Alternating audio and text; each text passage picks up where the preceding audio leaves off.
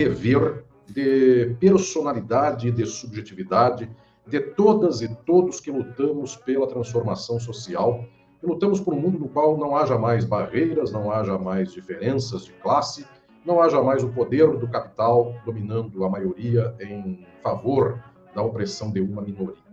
É sabido que todas aquelas e aqueles que na história lutaram e lutam por abrir cabeças, mudar o tempo histórico, lutar contra as injustiças e os injustiçadores, estas pessoas são perseguidas. E eu penso, querido Leonardo, que o que aconteceu com o Brasil 247 na semana passada é um momento para o qual é preciso fazer aquilo que a psicanálise chama de transformação do sintoma em palavra. Portanto, é preciso exprimir, é preciso deixar às claras este processo que se deu e é preciso demonstrar solidariedade, é preciso demonstrar esta fraternidade, me desculpem algumas e alguns para aquilo que vou dizer aqui, esta fraternidade socialista que nos irmana. Portanto, este movimento que 247 tem feito nesses anos recentes da história do Brasil, de unir pessoas, de esclarecer, de poder dar a informação por outro ângulo, neste momento é fundamental que nós venhamos a dar este apoio, esta solidariedade ao querido Leonardo Atush e a todas e todos da TV 247, porque efetivamente, ao tocar num ponto sensível e nevrálgico da história do presente, se observa então que temos a porta fechada a esta possibilidade da fala livre, da fala que investigue a verdade e os fatos, buscando os seus ângulos. Então, Leonardo, eu quero exprimir aqui, nestes anos todos da nossa amizade, da nossa convivência, penso que falo em nome de muitas e muitos, eu quero exprimir aqui a minha solidariedade a você e a todo o Brasil 247. Adson, responda você com bastante gratidão, realmente é gratificante ouvir de você essas palavras. E já queria aproveitar, então, já que a gente está nesse tema, e colocar um ponto, né? Porque não me parece que seja uma censura à TV 247, apenas, né? Na verdade, nós somos o alvo de um processo maior. Por quê? Né? Nós nos sentimos hoje impedidos de falar sobre um evento que aconteceu na cidade de Juiz de Fora no dia 6 de setembro de 2018. Daqui a algumas horas, né, o despresidente estará reabrindo a sua campanha presidencial na mesma cidade de Juiz de Fora, porque ele avalia que aquela cidade, aquele evento, foi essencial para a construção da sua imagem como mito, né? E a gente não pode falar a respeito disso, ou, na verdade, até podemos, né? Mas a gente tem receio das consequências, né? Essa é a questão. Então, se a gente está vivendo essa situação de mordaça, qual é o porquê, né? Qual é o motivo desta censura? Por que se quer silenciar o principal canal progressista do Brasil? Uma censura que favorece Jair Bolsonaro me parece ser uma censura contra o ex-presidente Lula, ou contra todas as forças democráticas do Brasil. O que está acontecendo, né? Quais são os bastidores, na sua opinião, desse movimento? Eu penso que este processo ele é a soma de variadas razões que em algum momento se encontram e dão esta decisão de censura como ela se apresenta agora. A primeira delas, efetivamente, existe, da parte do combate ao reacionarismo, uma espécie de fragilidade constitutiva da subjetividade. Isso se dá tanto com estes aparelhos do imperialismo, como é a plataforma que transmite, uma das plataformas que transmite a TV 247, mas também se dá peculiarmente, pasmem, todas e todos, conosco. Eu não estou aqui na primeira parte, eu penso que isso aqui é um conjunto de razões que levam a esse fato.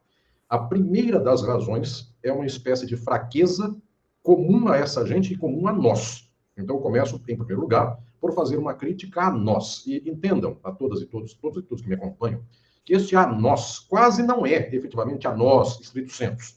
Eu que estou falando aqui, Leonardo, TV 247, vocês que me acompanham.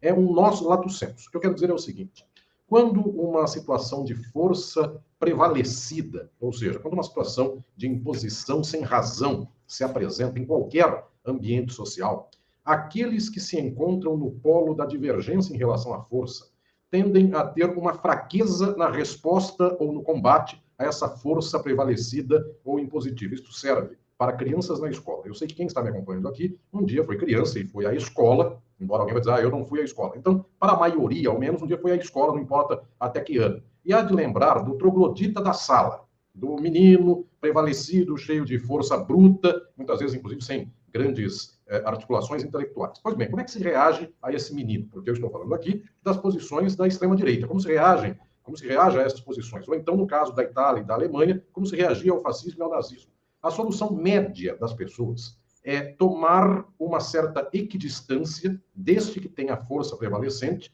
e buscar saber quem seria, entre aspas, o seu antípoda, que poderia ser a sua vítima. E então dizer assim, nem totalmente para o lado de quem tem a força, nem totalmente para o lado da vítima. Sorte que quando se corrige algo deste que tem a força prevalecente, que tem a opressão, se corrige também alguma coisa da vítima. Então seria a solução de meio termo para dizer assim a este de extrema direita. Olha, eu não persigo você, tanto é que eu bato no outro lado. Isso é uma tendência de nós, no geral, uma tendência psicanalítica, no final das contas, que é não ter coragem de dizer que, nas circunstâncias da extrema direita, ou, às vezes, do fascismo, o fascismo é o mal, e não a vítima do fascismo. Para algumas ocasiões, nós temos, inclusive, capacidade de verbalizar isso. Uma pessoa estuprada, a culpa não é dela, a culpa é do estuprador.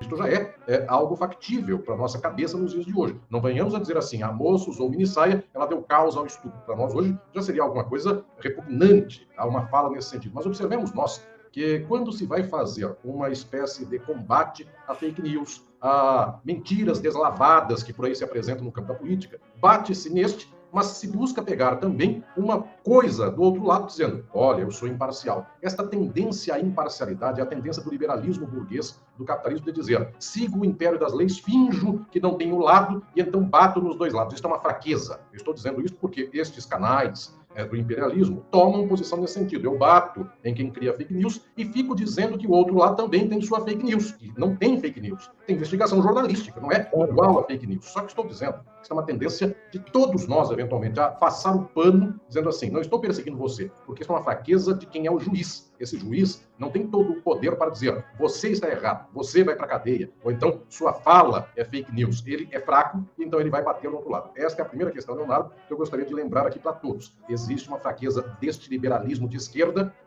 do liberalismo de esquerda. Por isso que esse nós aqui é com muitas aspas. Eu venho a vida inteira nos meus livros, nas minhas ideias, buscando fazer com que a gente se liberte de 40 ou 50 anos de liberalismo de esquerda no Brasil e comece a ter uma posição materialista, consequente, realista do mundo e paremos com esta louvação da imparcialidade, de que alguém, então, bate em todos os lados. Essa é a primeira questão que eu gostaria de anunciar aqui. A segunda das questões, efetivamente, nós temos uma espécie de problema, eu diria, de narrativa política, ou então de construção de uma mitologia política, que é um nervo exposto dos últimos anos. Estes fatos que estão sob censura no Brasil 247 foram fatos decisivos e, eventualmente, penso eu, Leonardo, eles voltarão à tona neste ano, porque se eles fossem decisivos em 2018 e não o fossem em 2022, eles poderiam ser narrados tranquilamente. É como o Rio Centro. O Rio Centro foi decisivo há algum tempo, hoje não é mais. O fato específico do Rio Centro pode ser investigado. No entanto, penso eu que esse fato voltará, não sei de que modo, ou por uma nova versão, ou por uma reconstituição de narrativas. Enfim, aqui há um nervo exposto. Então, esta é a segunda das razões. E a terceira, querido Leonardo, então, estou expondo 3 razões. Uma é, a esquerda liberal nunca bate no fascista diretamente, ela bate no outro lado, na vítima, para tentar ganhar força, para bater naquele de extrema-direita. Isso é um erro. 2, esse é um assunto que é um nervo exposto. E 3, há também uma dimensão, eu diria aqui, de estratégia geopolítica. E aqui é um elogio e, ao mesmo tempo, é o fardo desta conquista. 247, efetivamente, é um canal de grande expressividade e, portanto, por tabela, poder cortar algumas das suas asas do voo, isso é útil para um certo recalibramento do controle das informações. E da dominação geopolítica sobre o Brasil. Deixa eu agradecer aqui ao Leonildo, né? E o, entre aspas, jornalismo corporativo não fala nada da destruição do Brasil, que é exatamente essa dominação geopolítica. Agem como se essa fosse uma eleição normal e não estivéssemos vivendo um caos ditatorial. Eu vou pegar a sua fala aqui, Alisson, está dizendo, ó, os fatos sobre censura na TV 247 foram decisivos em 2018, serão decisivos em 2022. Eu acrescentaria, se não fossem decisivos agora, não estariam sob censura, né? Se fossem fatos inofensivos. E aí eu te pergunto, né? Muitas pessoas vinham alimentando uma ilusão, e vou fazer uma autocrítica, talvez até eu, e eu fiz várias entrevistas nesse sentido. Não, olha, veja bem, dessa vez o imperialismo vai se distanciar de Bolsonaro, porque, olha só, o Bolsonaro é aliado ao Trump, e não dá para aceitar o Trump, mas ao mesmo tempo em que você tem a disputa interna nos Estados Unidos, democratas versus republicanos, existe uma política maior, que é uma política de, bom, China é inimiga, Rússia é inimiga, Brasil é quintal, Brasil não pode ser soberano.